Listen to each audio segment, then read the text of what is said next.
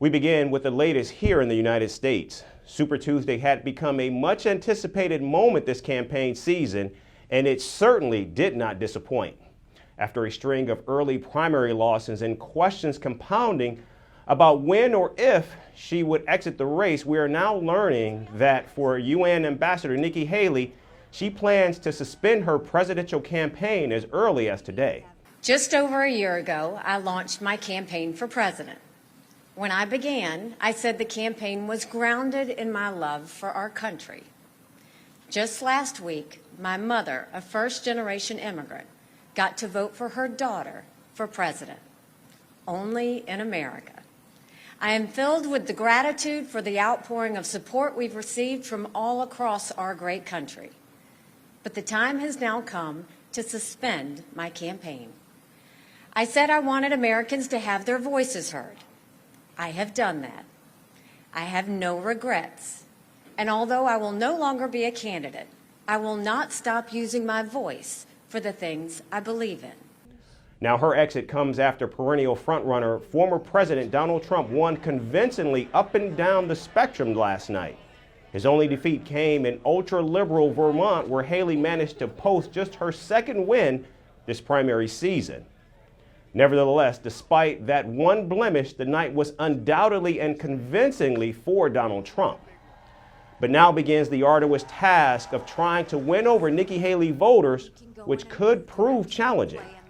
In fact, polls say 81% of those who backed Haley said that they will not vote for Donald Trump in the general election. Now, this is an uphill climb indeed for the ex-president, but not only will Donald Trump have to woo Haley voters, but more importantly, he also will have to woo those deep-pocketed donors as well. Haley, in fact, was able to outraise Donald Trump in January, and even after lopsided defeats, the former South Carolina governor was able to reach financial parity with the Trump campaign. And now the cash-strapped GOP nominee will have to find a way to coalesce donors and voters as he prepares for a grueling rematch with incumbent President Joe Biden.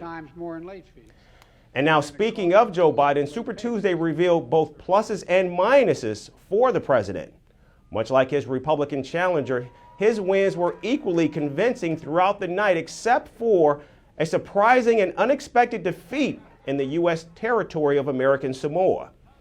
For the second election cycle in a row, the small territory spoke with a large voice.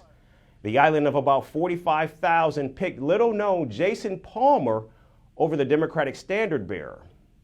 Palmer, 52, is a resident of Baltimore, Maryland, and he describes himself as an entrepreneur, impact investor, and philanthropist. Now, despite that lone upset, President Biden held serve throughout the night. Yet, if there was another protagonist seeking to upset the race, it was the quote-unquote uncommitted voter. Now, we remember Uncommitted spoke with a booming voice in Michigan, and that voice carried through on Super Tuesday, particularly in Minnesota, where it garnered 20% of the vote. But in the end, Biden and Trump both held serve, their respective strengths and weaknesses on display. And the looming question for the campaigns going forward, can they fortify those weaknesses before November? From impeachments to inaugurations, if it's a political story, we are on the scene.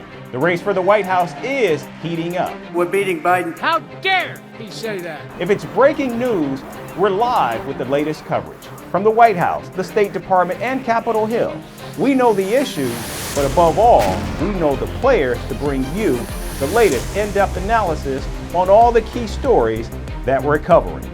I'm Eric Ham. Join me from Washington here on Firstpost America.